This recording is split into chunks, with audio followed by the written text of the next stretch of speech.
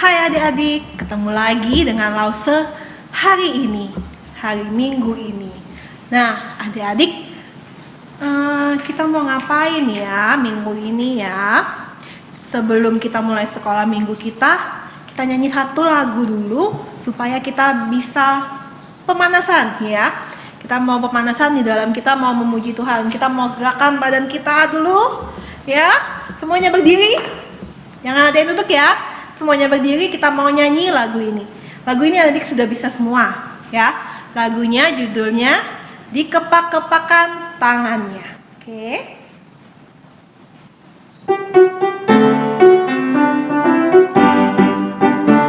Kepak-kepakan tangannya, digeleng-geleng kepalanya, agar tubuh sehat dan kuat untuk bekerja bagi Tuhan.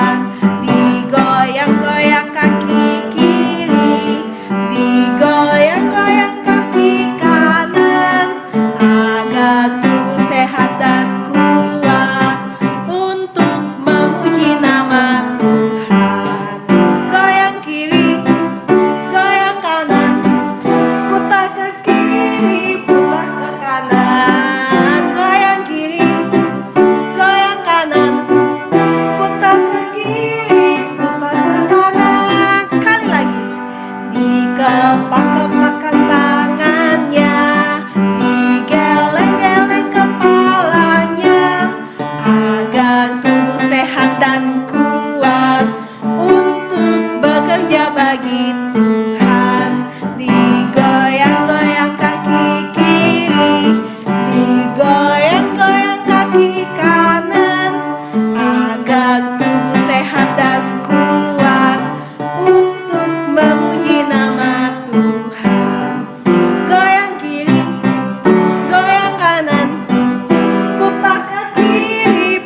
ke kanan.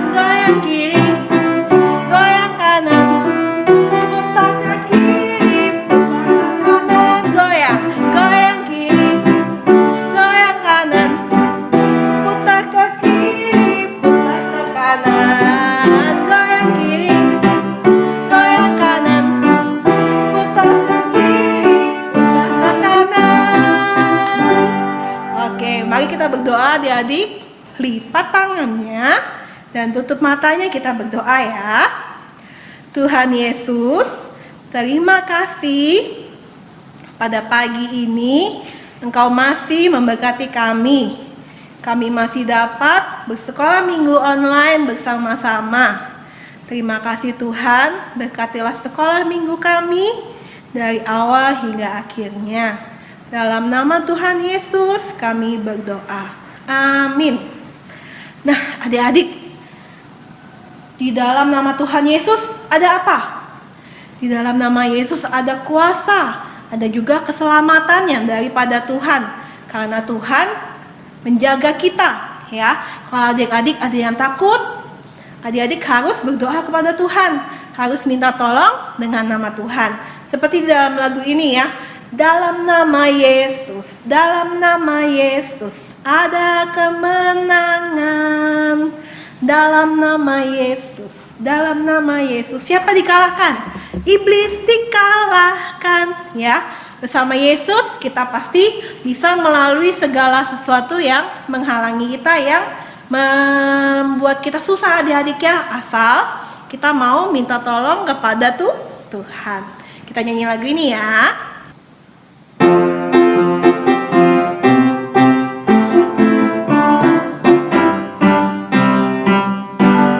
Dalam nama Yesus, dalam nama Yesus ada kemenangan.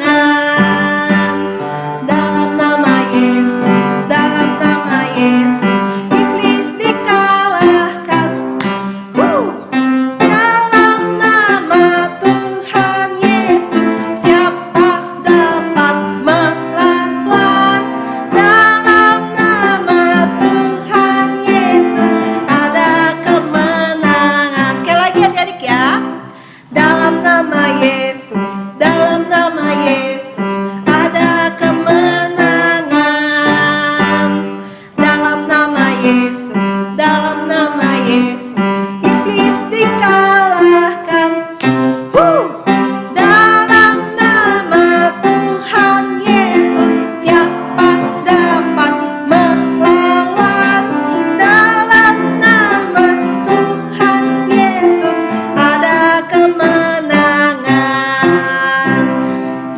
adik-adik, sebelum kita mendengarkan firman Tuhan, kita mau nyanyikan satu lagu lagi, ya. Lagu ini mengatakan bahwa Yesus itu adalah terang dunia. Karena bersama Yesus, kita yang berdosa ini bisa menjadi terang karena Tuhan Yesus bersama-sama dengan kita, mengampuni semua dosa kita, sehingga kita bisa jadi anak Tuhan yang baik di mata Tuhan. Mari kita dengarkan lagunya ya. Mari kita sama-sama nyanyikan bersama-sama.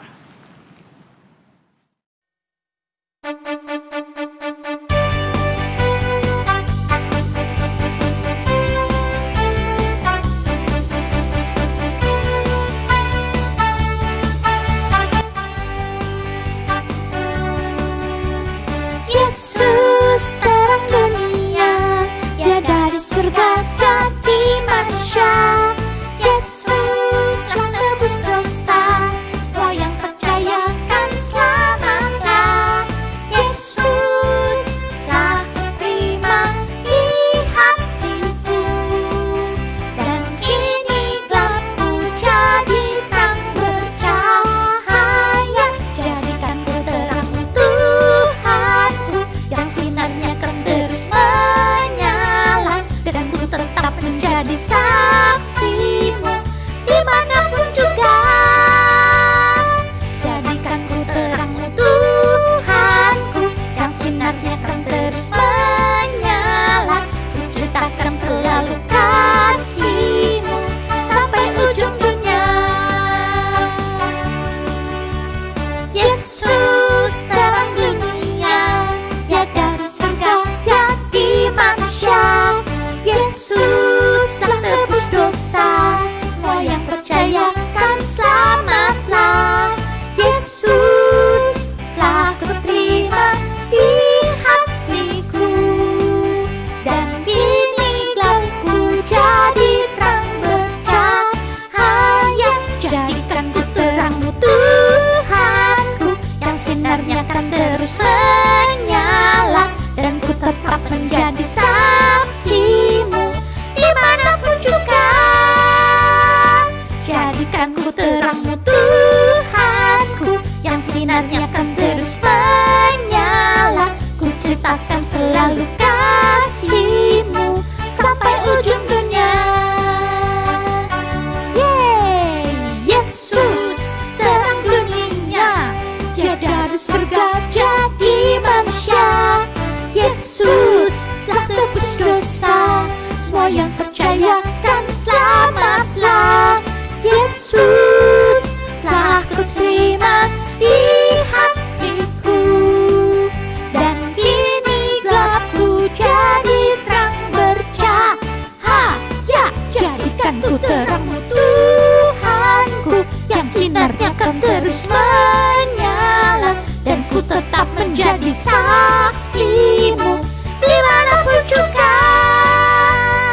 Jadikanku terangmu Tuhanku, yang sinarnya kan terus menyala, ku ceritakan selalu kasihmu sampai ujung dunia.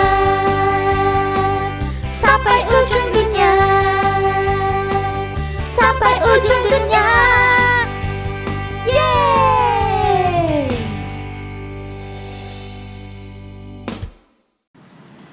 Selamat pagi teman-teman dan adik-adik. Salam semangat. Semangat ya, meskipun kita ada di tengah-tengah virus corona, tapi adik-adik dan teman-teman tetap semangat. Dan ingat, kita harus mematuhi protokol kesehatan. Harus ada di rumah, pakai masker, supaya kita tidak tertular oleh virus corona. Nah sekarang Losu Licu mau mengajak kita berdoa untuk kita menyiapkan hati kita untuk mendengarkan cerita. Mari kita berdoa.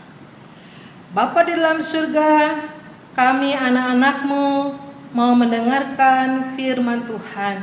Tolong Tuhan pimpin, kuasai hati dan pikiran kami, dan dengan pertolongan Roh Kudus kami anak-anak-Mu menjadi pelaku-pelaku firman Tuhan di dalam hidup kami. Amin. Adik-adik, anak-anak yang terkasih, Selicu mau menceritakan tentang satu kisah yang ada di dalam Kisah Para Rasul pasal 19 ayat yang ke-23 sampai ayat yang ke-40, yaitu tentang Demetrius menimbulkan huru-hara di Efesus. Mari kita dengarkan.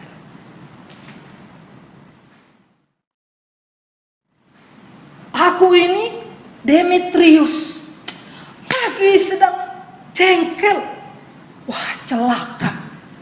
Paulus datang ke Efesus membuat pekerjaanku sebagai pembuat patung perak Dewi Artemis ini bisa nggak laku gara-gara dia. Aku harus panggil teman-teman untuk membuat satu kerusuhan, bikin huru-hara. Aku panggil saja. Hei teman-teman, sini, ayo sini, kumpul sini. Aku mau memberitahukan sesuatu sama kamu. Ayo dekatkan kepada aku. Sini. Teman-teman, kamu tahu nggak sih kalau Paulus ada di Efesus membuat kita jadi rugi? Tahu nggak? Paulus itu mengatakan kepada orang banyak dan banyak orang-orang percaya bahwa yang dibuat oleh manusia itu tidak ada kuasanya, tidak hidup. Nah, itu kan berarti dia mengatakan kepada semua orang percaya yang percaya sama Paulus bahwa dewa-dewi yang kita buat ini itu tidak ada kuasanya. Patung-patung Dewi Artemis itu tidak ada kekuatan, tidak berkuasa, tidak hidup. Bisa banyak orang yang lainnya pun ikut tidak membeli patung-patung kita. Celaka. Kalau sudah nggak bisa membeli patung-patung yang kita buat ini, ayo, kita nggak dapat penghasilan, nggak dapat uang, bisa-bisa pekerjaan kita pun hilang. Gak ada lagi pekerjaan, bisa nganggur nih kalian-kalian. Gimana kalau kita bikin huru-hara, kita bikin demo saja?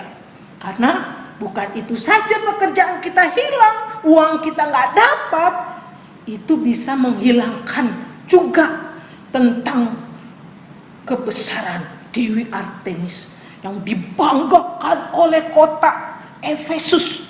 Bahwa Dewi Artemis itu adalah seorang dewi yang dipuja, yang disembah-sembah. Bukan hanya kita saja orang kota Efesus, orang Asia sampai seluruh dunia datang untuk pergi ke kuil Dewi Artemis, menyembah, memuja, dan memberikan korban. Ayo, kita demo saja.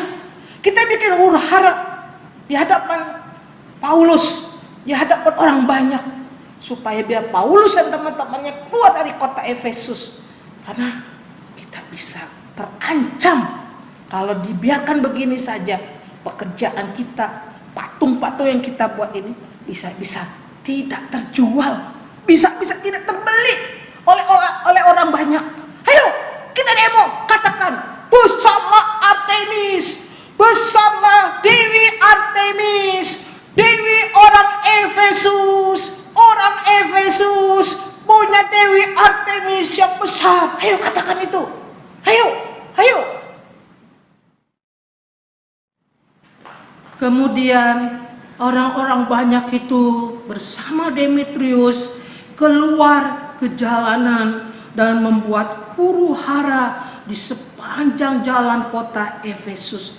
Bahkan mereka masuk di gedung kesenian, membuat kegaduhan. Ada yang berteriak-teriak, mendorong-dorong teman-temannya. Ada juga yang datang ke gedung itu tidak tahu tujuannya. Yang penting ikut-ikut ramai-ramai dan membuat keonaran di tempat itu. Malah mereka pun menangkap teman Paulus yaitu Gaius dan Aristarkus, dan menyeretnya ke tengah-tengah mereka.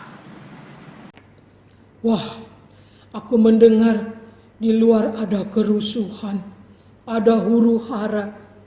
Aku harus pergi ke tengah mereka ini untuk menjelaskan. Aku juga minta supaya mereka bisa membebaskan teman-temanku, si Gaius dan Aristarkus yang diseret oleh mereka. Aku harus bebaskan mereka. Pak Paulus, jangan pergi ke sana. Bahaya. Nanti mereka bisa menangkap Bapak. Jangan pergi ya. Pak Paulus, Pak Paulus, Pak Paulus, aku disuruh majikanku. Pak Paulus, jangan pergi ya. Jangan keluar dari rumah. Kata majikanku, panitera kota mengatakan Bapak tidak boleh keluar. Majikanku saja yang akan menenangkan mereka. Jangan keluar ya, Pak Paulus. Ya dah. Panitera itu sahabatku. Dia seorang pejabat di kota Efesus. Memang aku harus menuruti nasihat teman-temanku, mendengar nasihat dari sahabatku.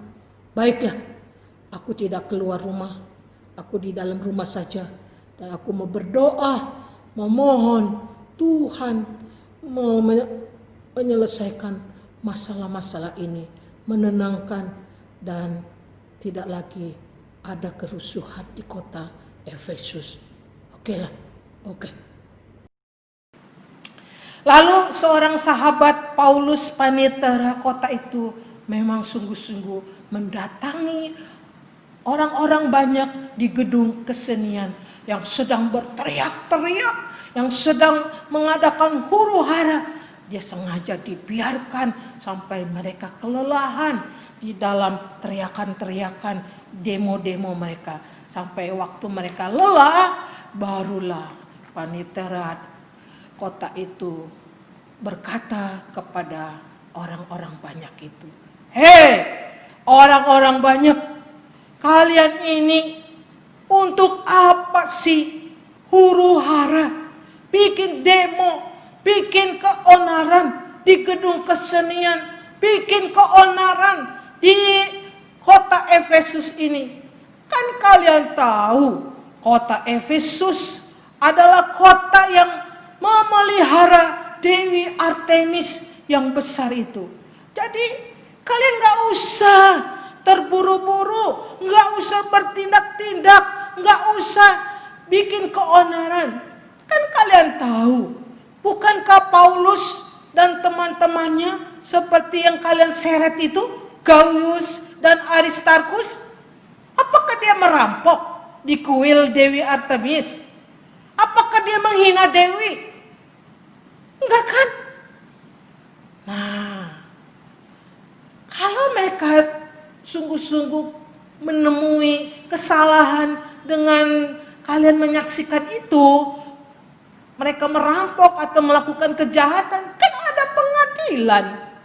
Mereka bisa ditangkap, bisa dihukum. Hei Demetrius, gak usah kamu memprovokasi, mengajak teman-teman orang-orang banyak untuk bikin huru-hara. Kalau kamu takut kehilangan penghasilan, kamu takut kalau pekerjaanmu hilang, kan kamu bisa adukan di pengadilan. Gak perlu huru-hara, bikin ajak teman-teman berdemo. Ayo, kalian pulang ke rumah masing-masing. Tidak ada lagi untungnya kalian berkumpul di sini. Pulang, pulang, pulang. Ayo pulang. Akhirnya mereka pulang ke rumah masing-masing. Mereka memang mendengar perkataan dari panitera kota itu, lalu membubarkan diri dan pulang ke rumah mereka masing-masing.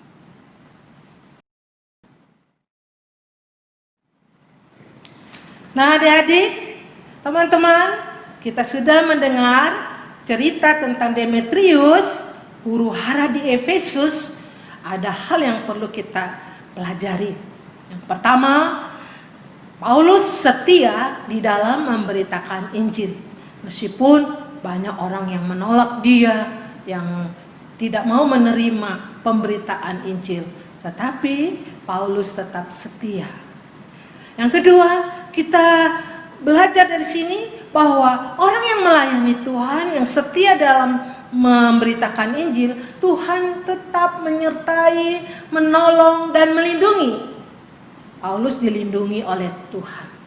Di mana kita tahu Tuhan memakai teman-temannya, memakai panitia kota untuk melindungi Paulus supaya Paulus tidak ditangkap, tidak diseret di tengah-tengah orang banyak. Mereka memberikan nasihat dan Paulus mendengarnya. Nah, adik-adik, mari kita belajar dari Paulus bahwa Paulus mengutamakan pelayanan, memberitakan Injil, melayani Tuhan. Meskipun ditolak, dia tetap setia melayani Tuhan. Dan Tuhan pun adalah Allah yang menyertai kehidupan kita. Kalau kita setia kepada Tuhan, Tuhan pun setia sama kita, melindungi, menyertai, menjaga kita. Dan Tuhan memakai kita juga menjadi alat-alat Tuhan. Bisa saja adik-adik dan teman-teman di sini menjadi teman-teman Paulus, yaitu memberi nasihat yang baik kepada teman-teman untuk supaya teman-teman kita dilindungi, dijaga. Atau kita bisa seperti Paulus, harus mau mendengar nasihat teman, nasihat dari papa mama. Itu menjadikan supaya kita menjadi anak yang taat, anak yang mau menuruti perintah Tuhan dan perintah kehendak Allah. Mari anak-anak, kita mau menjadi anak yang mendengar dan juga anak yang dipakai Tuhan menjadi alat Tuhan. Mau adik-adik? Mau ya? Mari kita tundukkan kepala, kita berdoa. Tuhan Yesus, pakailah hidup kami menjadi alat Tuhan seperti Paulus yang setia. Pakailah kami jadi anak-anak-Mu yang setia di dalam melayani Tuhan, di dalam memberitakan Injil, dan juga kami mau menjadi anak Tuhan yang dipakai memberikan nasihat-nasihat yang baik kepada teman-teman kami, atau kami juga adalah sebagai anak yang mau mendengar nasihat-nasihat dari orang lain, dari teman, dari papa mama, sehingga kami menjadi anak yang taat, anak yang patuh, anak yang mendengar nasihat dan melakukan apa yang Tuhan mau di dalam hidup kami. Dalam nama Yesus kami berdoa. Amin. Nah, adik-adik, ayat hafalan pada pagi hari ini terambil dari Kisah Para Rasul pasal 4 ayat yang ke-12. Mari kita membaca bersama-sama ya. Dan keselamatan tidak ada di dalam siapapun juga selain di dalam Dia, sebab di bawah kolong langit ini tidak ada nama lain yang diberikan kepada manusia yang olehnya kita dapat diselamatkan. Sekali lagi kita baca ya, Kisah Para Rasul pasal 4 ayat yang ke-12. Dan keselamatan tidak ada di dalam siapapun juga selain di dalam Dia, sebab di bawah kolong langit ini tidak ada nama lain yang diberikan kepada manusia yang olehnya kita dapat diselamatkan. Nah, berikutnya kita aktivitas kita kali ini mengasah otak ya, mengasah otak, yaitu Rasul memberikan 8 pertanyaan dan jawabannya ada di situ, hanya dibolak-balik kata-katanya ya, diurut. Nah, yang pertama, nama patung orang Efesus yang disembah adalah siapa? Itu kan ada tulisannya. Itu disusun. Ya.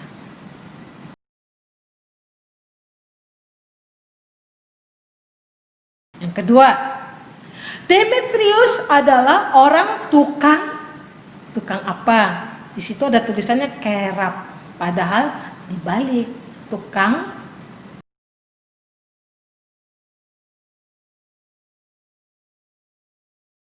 Yang ketiga, Paulus mengatakan kepada orang-orang untuk titik-titik. Itu di belas belahnya, tinggal adik-adik susun. Jawabannya ada itu, yang besar itu. Yerpaca disusun jadi.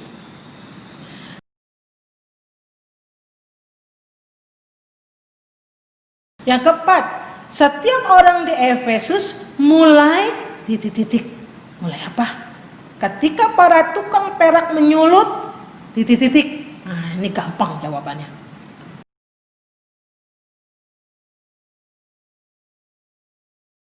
Nomor 5, kerumunan itu memuji siapa? Ya. Terus Dewi orang Efesus. Nah, menyebut apa? Hala Reps. Itu disusun jadi. Nah, lo sedikit kasih deh. Depannya aja. Depannya be, tinggal nyambung. Ya. Tadi yang kayak tadi lo cerita.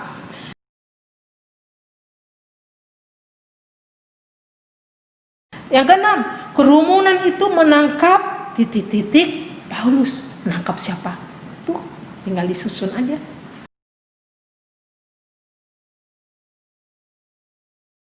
Nomor 7, titik-titik menenangkan orang-orang. Siapa yang menenangkan? Ayo, tadi kan lo cerita.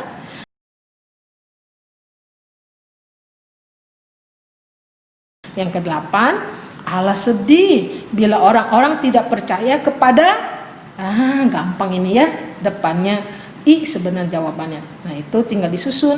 Namun kita harus terus mengabarkan Injil kepada titik-titik. Susun dua kata itu, ya.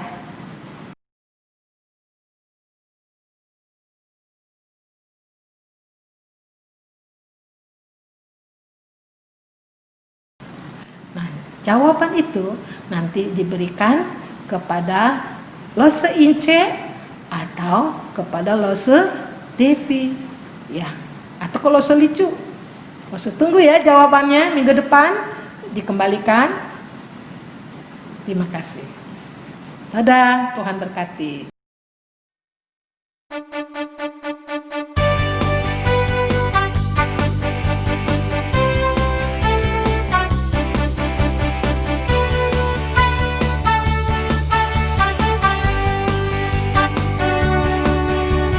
Yesus terang dunia, ya dari surga jadi manusia. Yesus telah tebus dosa, semua yang percaya kan selamatlah.